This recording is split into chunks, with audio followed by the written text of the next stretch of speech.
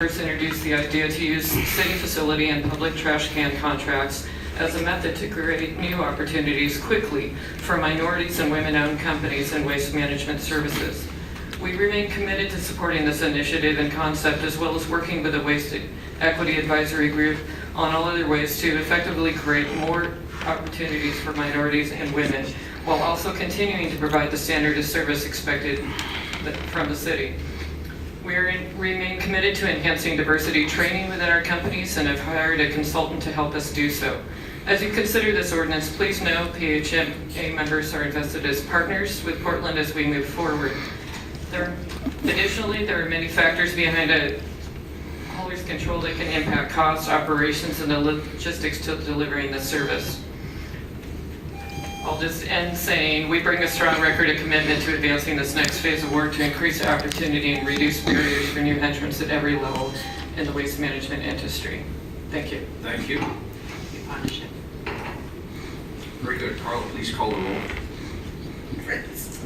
And it's really great to see that your planning sustainability and the haulers and everything else has been able to come back so quickly in this step towards equity and wastewater business. Hi. Rich. This seems right to me. We're currently expanding the number of public trash cans. We're obviously, as a successful city, experiencing more trash downtown. Create a preferred vendor procurement process to give MWESB firms a foothold around this particular part of our business, which is fairly substantial. I think is the right move. I appreciate the presentation, and I'm pleased to support this. Aye. Saltzman. I also appreciate the very good work. I think Mayor Wheeler's call for more trash cans throughout the city is having not only the intended effect of getting more trash off the streets and into the cans, but creating business opportunities here for minority and women and emerging small businesses. So it's a great idea. Appreciate the Portland Haulers Association being on board with this as well. Aye. Wheeler. Well, as we heard from the VPS representatives in testimony, this ordinance is a step in the right direction regarding equity priorities here in the city of Portland. I believe that the waste collection and opportunity program is going to create openings and more access for waste collection amongst these COBID certified firms. And this is exactly the kind of innovation that allows companies to break into capital intensive industries such as the ones we're discussing today. I'd like to thank everybody who worked on this process, including VPS, Ariana Sperry, Jill Kolek, Bruce Walker, and the rest of the phenomenal team that they have over there who dedicated time and resources to ensuring that we prioritize these equity goals and create opportunities that did not exist before. I'd also like to thank Amy Brett Heller in my office for her work on this, as well as our colleagues in all of the council offices who worked for some time to move this along. I'm very excited to see the results of this program going forward. And I, of course, want to thank Sarah B. Allen, who continues to do great things in our office as well. So I vote aye, the ordinance is adopted. Thank you, everyone. We'll move on to item 1334. Authorize an intergovernmental agreement with Oregon Department of Transportation for state rural cleanup services not to exceed $2 million annually. Very good. I'm going to pass this on to our panel. Sarah, are you kicking this off today? I am. Very good. Create another chair for a couple of No worries. No worries. A lot of collaboration here. Representative, how are you today? Excellent. Thank you for being here. Good afternoon. Good afternoon. City Council, my name is Sarah Fee Allen, and I'm a policy advisor to Mayor Ted Wheeler, and it is my great pleasure to be before you again today. The item you're about to be walked through is the result of hundreds, if not thousands, of community conversations, phone calls, emails, outreach on the streets, media stories, internal bureau meetings, external stakeholder meetings, and a true effort by government to be responsive to the livability concerns and the humanitarian crisis playing out on our streets. One of my first assignments in the mayor's office 2 years ago was to gather all of the major property owning jurisdictions within the city of Portland, including our internal property owning bureaus, ODOT, Union Pacific Railways, Multnomah County, and others. with the purpose of discussing how we standardize managing our property with the baseline understanding that we do not currently have enough affordable housing or shelter within our region. Cleanups are not the answer to solving homelessness. Housing is. However, it is also our duty as government to maintain our property for the public health and safety of everyone within the city of Portland, both those that are housed and unhoused. What you will hear before you today is another step in the process of reducing the impact of unsheltered homelessness and improving service connection citywide. I would now like to pass this off to Representative Reardon. Thank you. Thank you, sir. Mayor Wheeler, Commissioners, it's always good to be before you, and this is my, I think it's the third activity I've done with the city. Very, very proud to be working with you on things that directly affect our community. So, for the record, I am State Representative House District 48, which includes Lentz, Bellhorst, Gilbert, Springwater Corridor, I-205, and I'm excited to be with you today, testifying in favor of this agreement between the city and ODOT, and I know it's appreciate the amount of hard work that's gone into this. I did carry the bill during the 2018 legislative session that helped establish a framework for this. And as I told my colleagues on the House floor, the bill was about removing barriers so that governments can work together. This is a tough issue. How do you maintain a good environment on the trail and on other public properties, and do it in a way that really cares for those that are unfortunately living on our public property? So how do we take care of those, but also have respect for the people that are trying to do business, raise their families within a community? So it's not an easy situation. My passion for this issue comes from my constituents who reached out to me constantly, and also as I traveled the trails and the roads myself. Started asking around last year to find out what City of Portland and others were doing to address the public health and safety issues. And what I discovered was that different parcels of land were owned by different governments. And they had different approaches to engaging with campers and cleaning the sites. And in large part, it was due to legal requirements.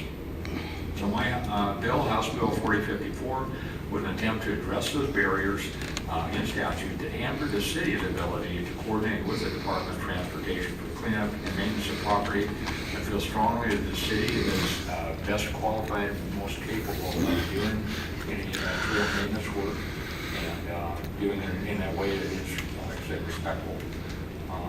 Resolving these differences paved the way for this IGA, the intergovernmental agreement, and allows the city of Portland to provide consistent services for properties within their boundaries, rather than the frustrating patchwork that currently prevails. I also want to note that the bill comes with important side effects, including details on how and when alerts will be posted, requiring any agreement to include protocols around severe weather and impact reduction. Finally, the bill also has a 5-year sunset, so it really is a true pilot approach to this complex account. Thank you for moving ahead with this important partnership with ODOT.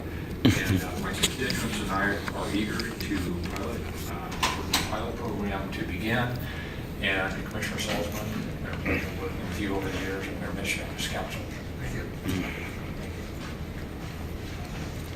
Mayor Wheeler, to piggyback on Representative Reardon's comments, my name is Elizabeth Edwards. I'm the Director of the Office of Government Relations for the City of Portland. Just to speak a little bit to the legislative history, House Bill 4054 was part of the City of Portland's 2018 legislative agenda. We worked very closely with Representative Reardon, who was our champion, and we're very thankful for the good work and time and effort that he put into this legislation on all over the House. The purpose was to help the City of Portland and the State Department of Transportation work better together to provide for more consistent management of public spaces within the city where people are living outside and litter is accumulating. Over the course of the short legislative session, which is limited to 35 days, we worked feverishly with ODOT, the Oregon Law Center, ACLU, legislative leaders to try and find compromise. We have folks on many different sides of the issue, and ultimately, I'm proud to say that the bill was passed unanimously in both chambers of the legislature. So the good representative touched on some of the framework. I think another one of my colleagues is going to go into a little bit more detail I would note, the City of Portland's posting notice was 24 hours to 7 days. The department's was 10 to 19 days, except on those locations where it was posted as no trespass, in which case it was 24 hours. This moved to 48 hours to 10 days is, in many instances, the doubling of the length of the notice requirement. And as also as the representative noted, this is a pilot. It starts, the building was effective on January 1, 2019.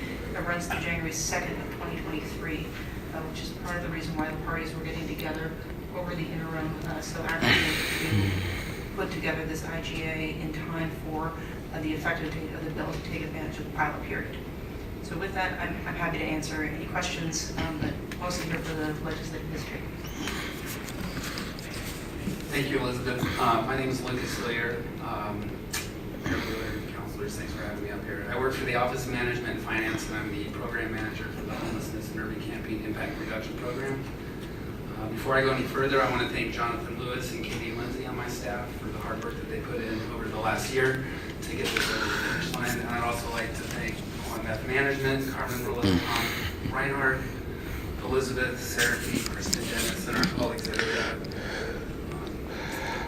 I will now share with you what this IGA is, how it will work, and why I believe it is beneficial for all members in our community.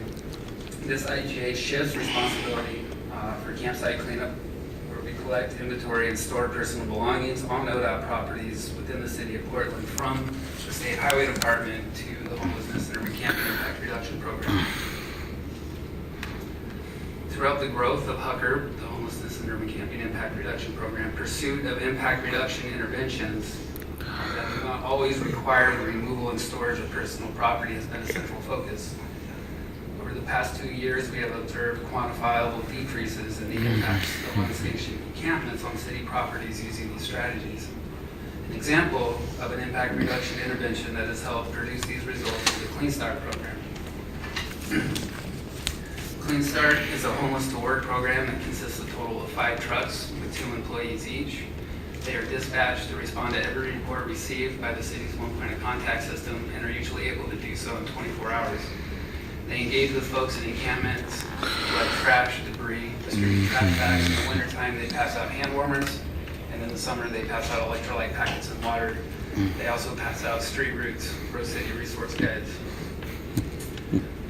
Additionally, they provide HUCR with an objective risk assessment of the conditions on site, on which we decide if further intervention is warranted. This IGA will allow these successful strategies to be deployed on ODOT properties in the city of Portland as well. This will provide consistency across the city for neighborhoods, service providers, individuals experiencing homelessness. Today, folks whose property has been collected on state highway rights-of-way is stored just outside of Oregon City in an ODOT facility. With the passage of this ordinance, all property collected during a campsite cleanup within the city of Portland will be stored in inner southeast Portland, 2 blocks away from the Orange Max line. Elizabeth spoke to the posting consistency, the posting timeline, 48 hours to 10 days. As written, this IGA sets out a phased-in approach over the next 6 months. Phase 1 will include I-205, areas of 82nd Avenue, Highway 26, west of the Willamette River, and the I-5-405 Beltway. Phase 2 will bring I-84 and McLaughlin Boulevard into the fold. And then Phase 3 will include the north and south sections of I-5 and all other remaining ODOT rights-of-way. ODOT will reimburse the city for this work. Specifically, they will be providing $140,000 for an additional Clean Start truck. Our group is already bringing another truck online, so with this truck and the truck we're bringing online, we'll have a total of 7 trucks working throughout the city.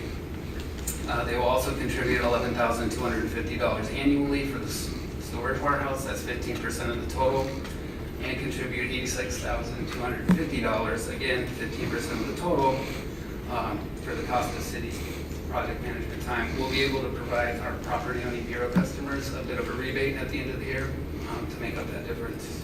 The remaining $1.76 million will cover time and material costs for cleanup. Funds not spent will stay on ODOT's balance sheets, and we'll be billing them monthly.